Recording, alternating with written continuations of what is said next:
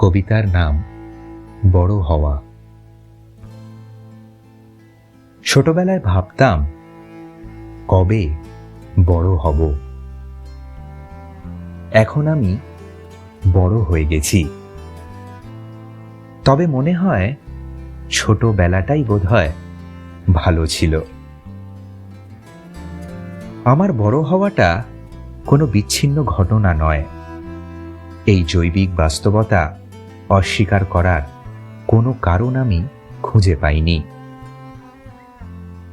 আমার বড় হওয়াটা যেমন সত্যি, মা বাবার বুড়ো হয়ে যাওয়াটাও সমান্তরালভাবে ঘটে যাওয়া আরেকটি জৈবিক বাস্তবতা। তারা আর আগের মতো নেই। তাদের কোঁচকানো চামড়ার মধ্যে লুকিয়ে আছে কত সংগ্রাম, কত ইতিহাস, কত ত্যাগ, কত বিসর্জন।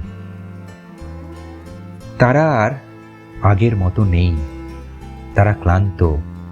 সময় যেন তাদের থেকে অনেক দ্রুত গতিতে এগিয়ে চলেছে। তারা হার স্বীকার করতে শিখে গেছে। ছোটবেলাটা অনেক বেশি ভালো ছিল। নিশ্চিন্ত মনে পড়াশোনা করতাম, ক্রিকেট খেলতাম।